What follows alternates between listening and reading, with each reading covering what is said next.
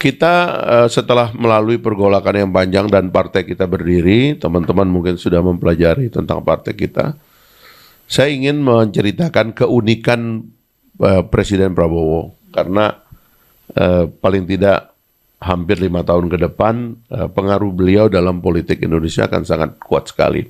Karena itu kita mesti cara melihatnya benar ya.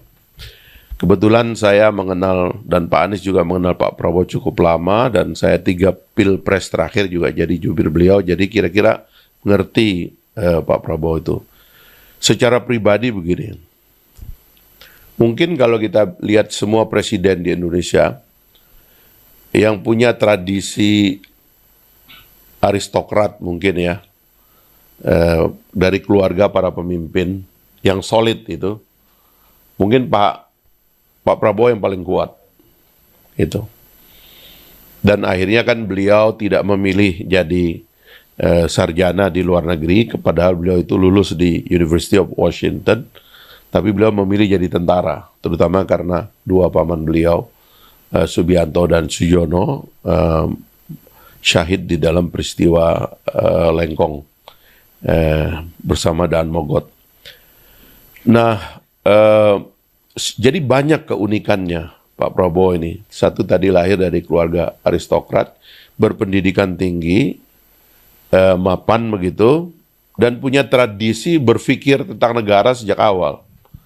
Jadi kalau kita bicara aristokrat itu artinya ini bukan politisi dadakan yang baru berpikir politik ketika masuk partai.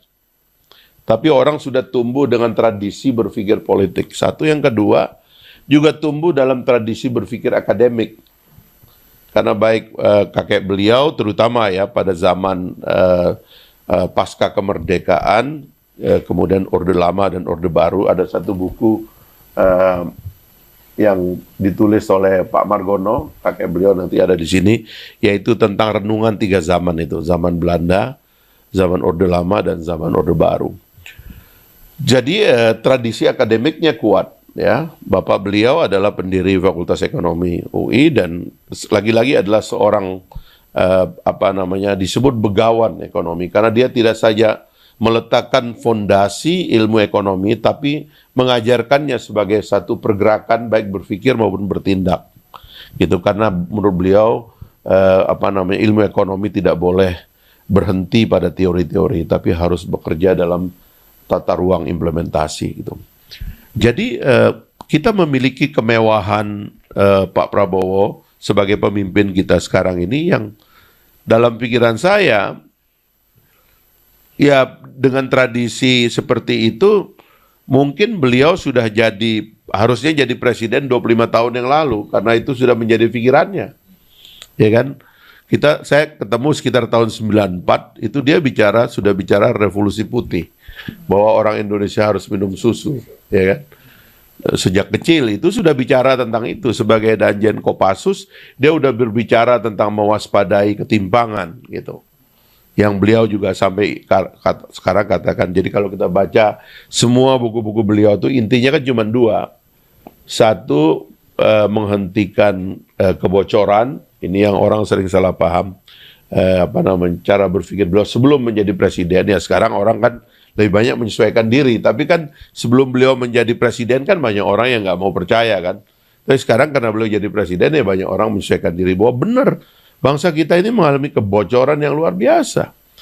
Kebocoran inilah yang kemudian beliau hadapi dengan cara memberantas korupsi sekarang dan mendisiplinkan terutama mereka yang bermain di sektor sumber daya alam, mendisiplinkan supaya apa yang mereka rusak itu tadi, quote unquote, dengan apa yang mereka bayar harus setimbang.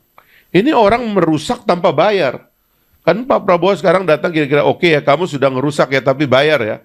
Memang setelah itu kita berbicara recovery Pak. Kita mulai bicara carbon trading, bahkan beliau orang yang paling penting di partai beliau dan di keluarga beliau, Pak Hashim, sekarang adalah special envoy untuk ekonomi green yang berbicara dan berpidato di seluruh dunia untuk menunjukkan komitmen Indonesia dalam green economy. Jadi itu yang pertama, hentikan ini kebocoran. Kata beliau yang kedua itu adalah hentikan ketimpangan gitu. Sebab tidak ada negara yang punya masa depan kalau negara itu timpang ya. Mengutip eh, kalimat dari mentor saya yang juga sahabat dekat Pak Prabowo, karena saya termasuk dipertemukan oleh beliau, Pak Adi Sasono almarhum dulu. Beliau bilang yang kaya tambah kaya, yang miskin tambah anak, kata beliau begitu dulu kalau lagi pidato itu. Jadi itu mesti dihentikan ketimpangan ini. Caranya adalah ya kita mesti membereskan soal-soal dasar yang menjadi sebab ketimpangan. Karena itulah kayak makan bergizi itu kita mesti dari awal memperbaiki fisik bangsa ini. Ya kan? Ya sekarang orang ngetawain pemain sepak bola katanya kebanyakan dari luar. Ya memang itu adalah ongkos yang harus kita bayar karena kita nggak pernah mereparasi fisik dari anak-anak Indonesia sehingga sedikit-sedikit kesleo, sedikit-sedikit luka, patah dan sebagainya karena kalsiumnya kurang. Ya, kurang minum, tidak ikut dalam revolusi putih dan sebagainya. Jadi itu dua hal ini paling tidak, dan dua inilah letak dari seluruh kebijakan lainnya. Mau hilirisasi dan sebagainya itu ada letaknya di situ. Nah, jadi saya kira kita di antara yang paling penting di kebijakan publik itu adalah membaca arah Pak Prabowo gitu. Karena saya bayangkan ya kalau seperempat abad yang lalu beliau sudah berpikir tentang semua kebijakan ini. Sudah berpikir tentang revolusi putih. Pak Mitro tahun 88 udah bicara tentang Danantara. Tahun 94 sudah bicara tentang kebocoran. Dan itu beliau bilang, itu guru saya karena beliau sering, dia bilang dalam sarapan itu bicara dengan bapaknya secara mendalam begitu. Jadi kalau sekarang beliau ungkapkan judul-judulnya, kita perlu penafsir yang hebat. Dan kita di Partai Gelora ini harus menjadi penafsir yang hebat. Karena itu kita perlu membaca pikiran-pikiran beliau, sebab saya mohon maaf juga. Ya tidak bisa kita hindari orang mau, katakanlah, dia hebat atau dia prominent selama ini sebagai birokrat atau sebagai ekonom, lalu atau sebagai politisi, sekarang misalnya bergabung dengan Pak Prabowo, belum tentu dia bisa mengerti atau menjaga jarak dari pikiran-pikiran Prabowo dengan dirinya. Mengingat katakanlah selama ini nggak pernah mau tahu dan tidak pernah mau percaya dengan Pak Prabowo. Kebetulan kita selama ini yang relatif bisa dibilang yang dianggap percaya dengan pikiran-pikiran Pak Prabowo selama ini. Nah, jadi itu pertama saya kira karena ini akan punya pengaruh dalam jangka panjang dan kita sekali lagi Partai Gelora dulu kita mengatakan kita ingin menjadi penafsir konstitusi. Kita menjadi penafsir dan pemberi arah baru ya.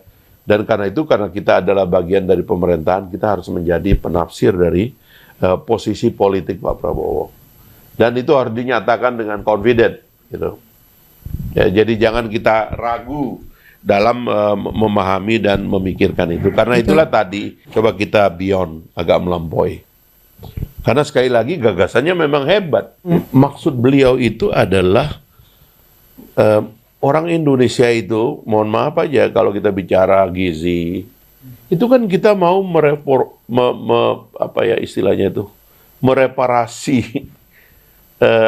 manusia Indonesia. Yang dari awal beliau kritik kan, saya pergi ke daerah, ada anak umur 12 tahun, tapi seperti umur 7 tahun. Dia bilang begitu. Beliau nggak tega ngelihat ada orang sampai tuanya kerja dari penarik beca. Dia nggak tega melihat kemiskinan, ya. Bahkan kadang-kadang dalam rapat kabinet itu, beliau celetukannya itu tajam sekali gitu. Jadi kayak kasus Naila itu, dia tiba-tiba emosi karena ada gambar seorang gadis kecil pakai kerudung begitu, senyum di depan rumahnya yang ambruk, gitu. Beliau dengan nada tinggi, bagaimana kita bisa tidur kalau ada orang masih seperti ini di Indonesia? Atau suatu hari dalam rapat kabinet beliau mengatakan, tanya kepala BPS, Ibu, kemiskinan ekstrim di Indonesia ada berapa? Itu kemudian ibu itu mengatakan 0,7 sampai 1% kira-kira. Itu berapa itu? Ya kan? Kalau kita hitung kan, kira-kira dari 288,5 juta penduduk Indonesia, berarti orang miskin itu kan kira-kira 2,8 atau 2,9 juta. Pakai indeks keluarga 3 per keluarga itu sekitar 1 juta keluarga. Beliau langsung bilang, itu 1 juta keluarga gimana caranya kita keluarin dari garis kemiskinan? Sekarang juga. Ayo, menteri-menteri jawab. Sekarang bagaimana caranya? Mau dikasih apa? Biar kita kasih sekarang. Kita putuskan sekarang. Sampai begitu loh. Jadi soal itu memang fundamental dalam cara berpikir beliau. Jadi karena itulah mencukupkan gizinya supaya fisiknya kuat. Lalu setelah itu mendemokratisir apa yang masuk ke dalam tubuhnya. Termasuk pendidikannya, karena pendidikan ini mau dibikin kontennya harus gratis. Tidak boleh ada pendidikan untuk orang kaya berbeda dengan untuk orang miskin. Sehingga nanti tadi itu yang sekolah berkesempatan sekolah di sekolah-sekolah mewah, pergi ke luar negeri dan sebagainya, terus-menerus menjadi orang kaya dan pemimpin, sementara orang-orang miskin ini terus-menerus menjadi orang miskin. Karena itu yang beliau hindari, karena itulah kemudian fisiknya, pengetahuannya, nanti jiwanya dalam konseling-konseling, karena zaman sekarang ini apalagi banyak sekali persoalan kejiwaan di anak-anak muda kita, itu beliau mau demokratisir supaya semua anak Indonesia itu mendapatkan kesempatan yang sama. Bottom line-nya itu. Kalau bicara soal keahlian, pendidikan, universitas dan sebagainya, saya kira mimpi terbesar Pak Prabowo kalau kita lihat dari cara berpikirnya itu adalah negara industri.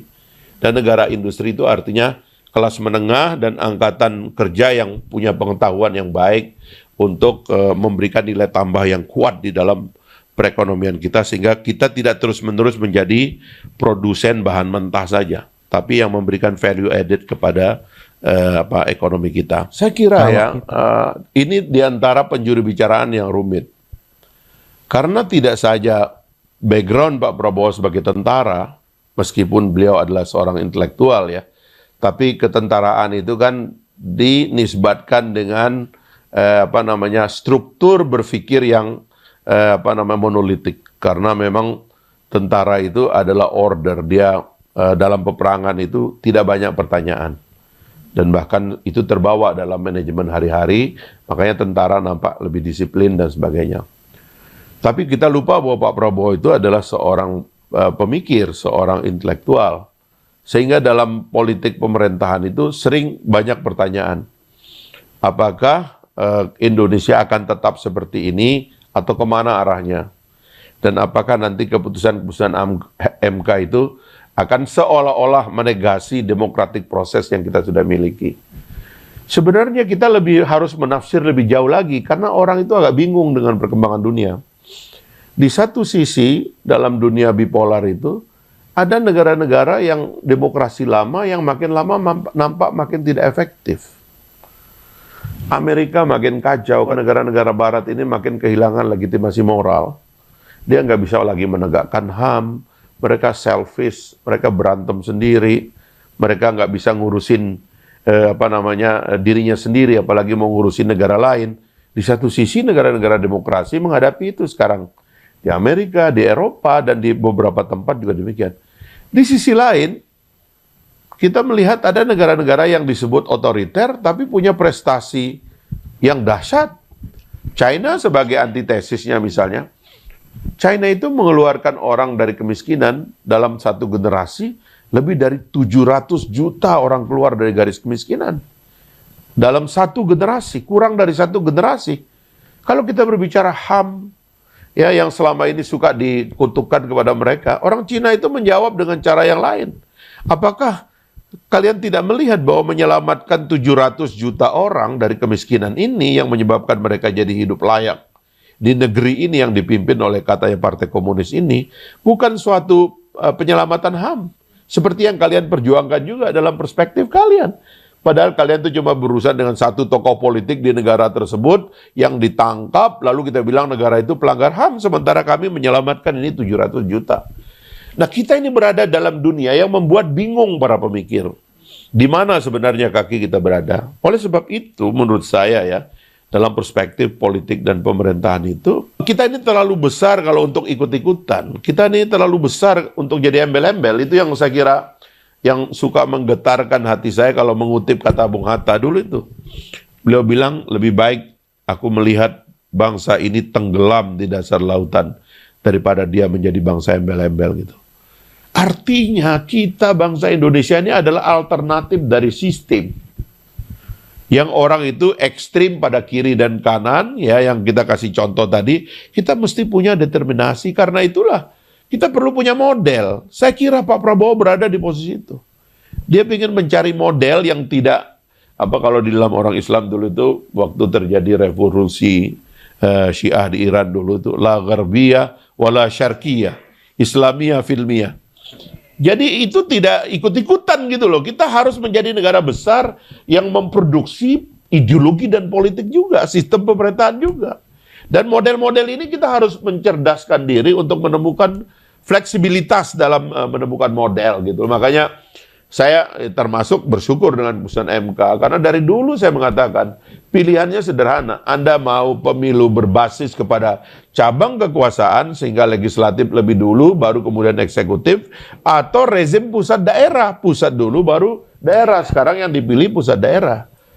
Kalau soal engagement antara yang dipilih dan pemilih, kalau menurut saya ekstrimnya adalah sistem distrik atau proporsional tertutup, tapi di satu dapil satu kandidat, gitu loh. Sehingga mendekatkan antara orang itu dengan dapilnya. Itu pilihan-pilihan yang harus ditegaskan dan harusnya itu menjadi sikap politik dari Partai Gelora yang konkret gitu. Karena itulah pengalaman kita dan itulah formulasi yang kita mau ajukan. Di lingkungan saya kira juga demikian. Jadi kita harus agak melampaui dari kritik seolah-olah kita merusak lingkungan, tapi kemudian menyebabkan sentuhan kita kepada apa yang kita miliki sendiri diambil oleh orang lain. Atau kita membuat rumusan ya tentang komitmen kita kepada apa yang juga global commit, tapi kita nggak mau kehilangan kesempatan untuk menggunakan sumber daya alam kita ini sebagai modal kita sendiri daripada modal orang lain. Apalagi kalau kita bicara historis ya.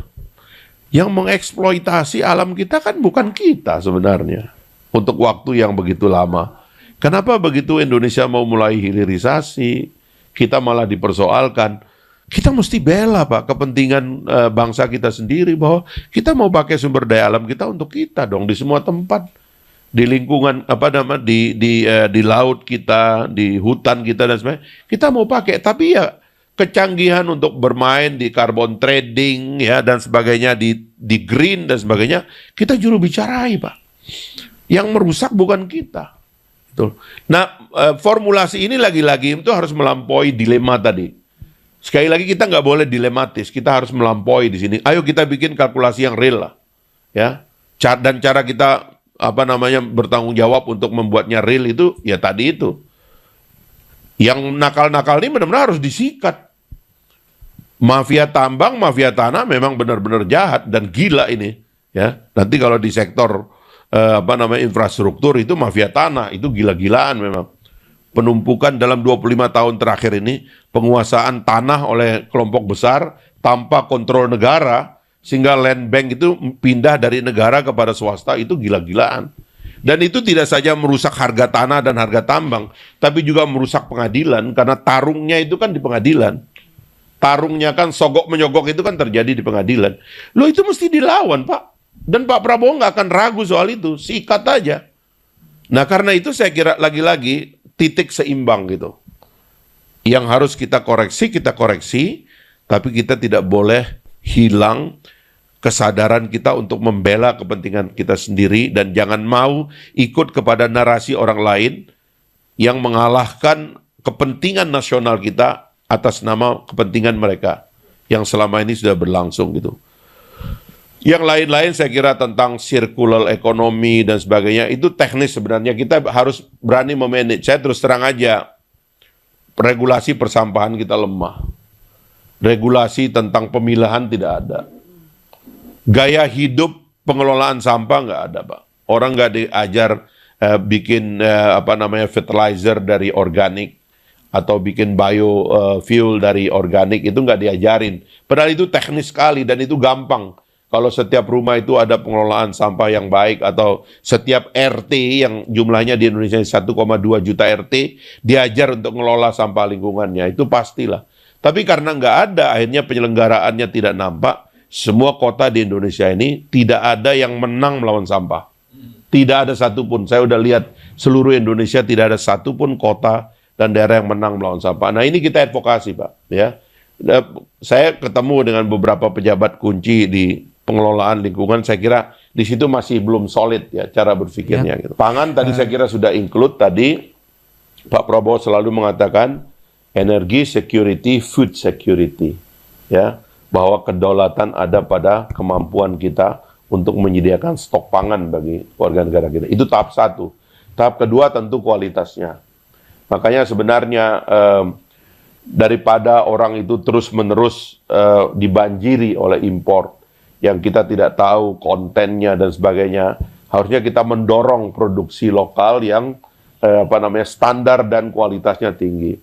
Saya percaya Indonesia itu nggak bisa dikalahkan dalam produk budaya termasuk makanan, termasuk seni dan sebagainya. Karena ini bangsa yang memang tumbuh dengan kultur seni yang sangat kuat. Dan salah satu produk-produk kebudayaan dan seni itu adalah makanan. Kebetulan menterinya ini, sahabat saya Pak Fadlizon, itu concern sekali dengan itu.